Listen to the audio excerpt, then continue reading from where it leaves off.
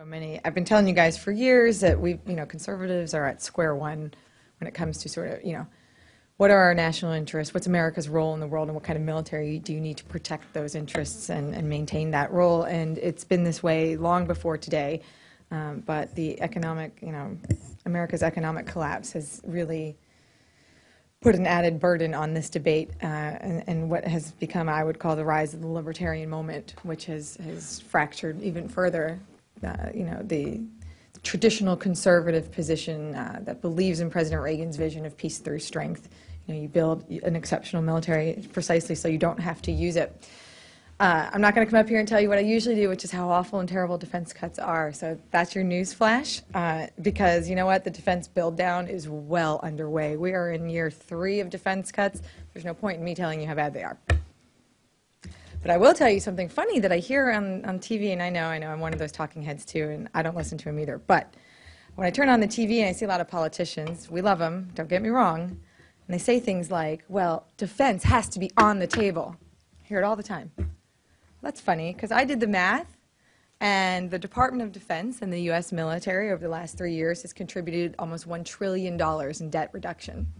So if I hear a politician say to me or to you, defense has to be on the table, I'm going to say you're lying.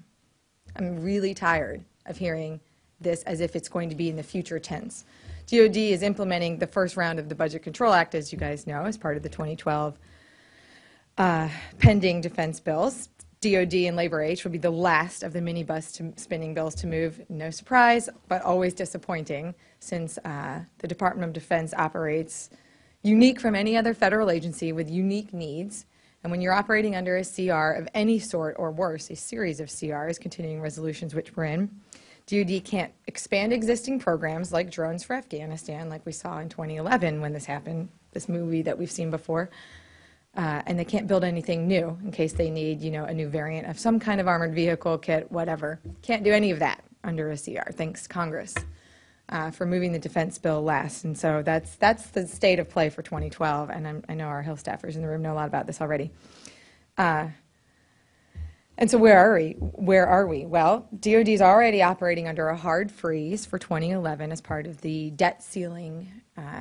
This goes back to the government shutdown. It seems so long ago. There's so many periods of brinksmanship, I can't keep up. And now the Senate has marked up a defense bill that's about $26 billion lower than the president's request, which is, again, another hard freeze. A hard freeze sounds okay. It's just a freeze. What's the problem, Mackenzie?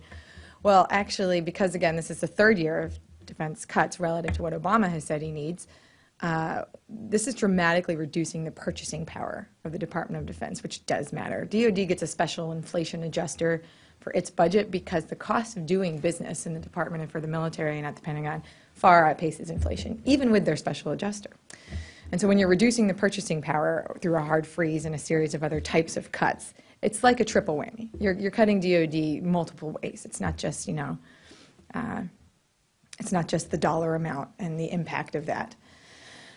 So where are we? Well, I've been talking to everybody, as you might imagine, and including the Supercommittee, including the defense committees, including members of Congress on the Supercommittee, leadership in the House, and leadership in the Senate. They don't call me, so maybe in the future. But Harry Reid doesn't exactly pick up my phone calls. But so I've been talking to everybody, and the good news is, and I never have good news, so I'm going to share with you a bright silver lining. I'll take what I can get. The good news is there seems to be awareness in House leadership, I'm going to give them credit, that defense has contributed now more to debt reduction than any other federal agency, the U.S. military specifically, as we're just now coming down from a surge in Afghanistan. I know it's all disconnected from reality and what the troops are doing, and this new war in Africa that President Obama has this responsibility to protect or something.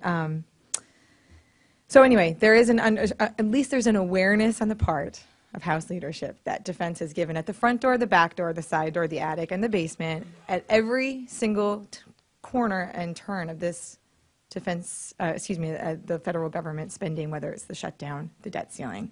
Oh, and don't forget Obama's first defense budget in 2010 that we talked about, when nobody else was cutting. We were spending $800 billion stimulus dollars, everybody but DOD.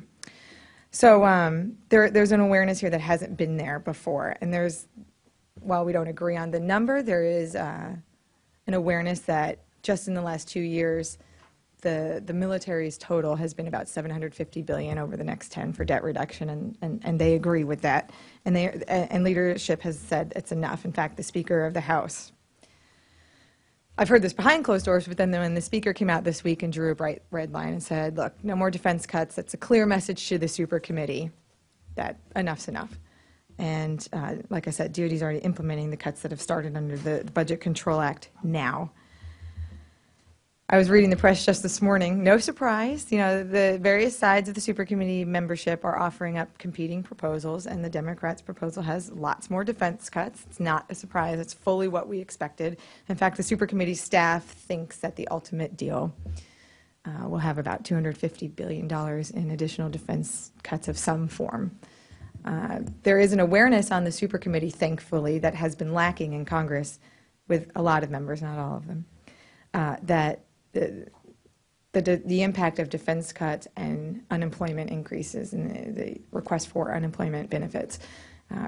I'm not talking about industry. I'm not talking necessarily about the defense and industrial base workforce, shipbuilding, aerospace, and manufacturing in particular, although that is a part of it, but also the DOD civilian and military workforce, of which is 3 million large.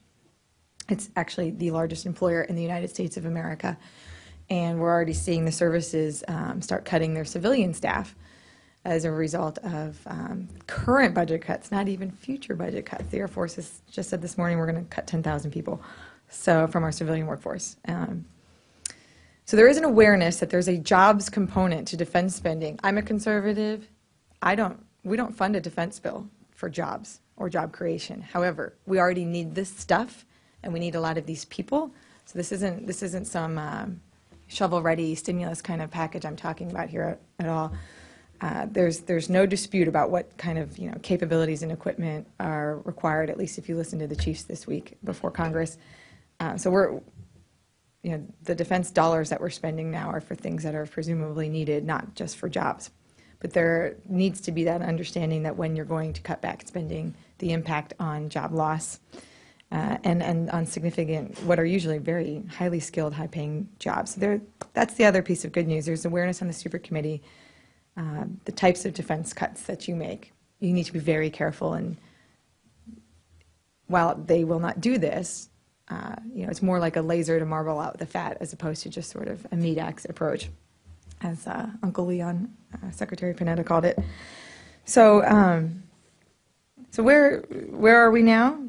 We are at a point where we're going to start hearing more and more rumors about what's in the Supercommittee deal.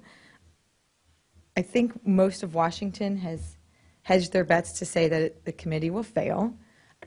I've been one of those people that have written an article, and I apologize I didn't bring you guys a copy, about the trigger and its devastating impact on defense. This is something you hear Secretary Panetta talk about all the time, doomsday and the trigger.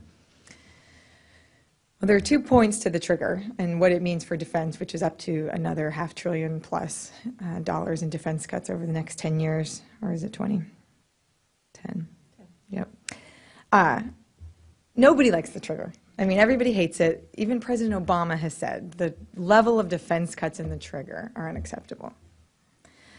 And so I've been of the mind, the trigger doesn't matter, just fine, pull it, and Congress will have to, very messy, figure it out, but figure out what to do about that next year before, the sort of date of the committee and the actual date of the trigger, which is after the election. But, in a couple of meetings, I've been convinced that that's probably not the best outcome. Look, I don't want the committee to fail. I'm for debt reduction in the right way. But the trigger, it's not going to be that simple, and the damage on defense can be well underway and long past done, even before Congress gets around to fixing it. Senators McCain and Graham said, oh, we're working on something to repeal the trigger or its defense component.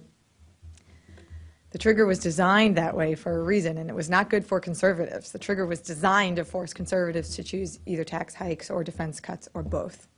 That's not going to get repealed in the Senate next year. I don't know, maybe Ed has more to say about that. I don't see that changing. This was not a bill or a deal that was good for Republicans.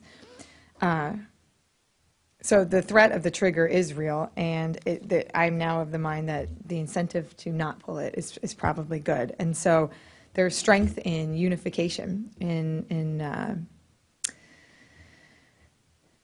when we have details of this final package, figuring out what's in it, and then having a House that's semi-unified on their position so that they have a stronger negotiating hand in the Senate, something we haven't been very good at till now. So I'm a slightly more optimistic than I usually am, with House leadership saying that's enough, with the Supercommittee aware of what's going on, at least to date, in the defense budget and the jobs component.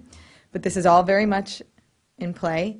Washington, you guys, most of you live and work here, is in full-blown presidential election mode. So most people are just hardening in on their positions, and we're going to freeze in place, presumably for a year. And so I guess I'll have to come back in a month and talk about what's next. What's actually happening. What's actually next, yes. Thank you.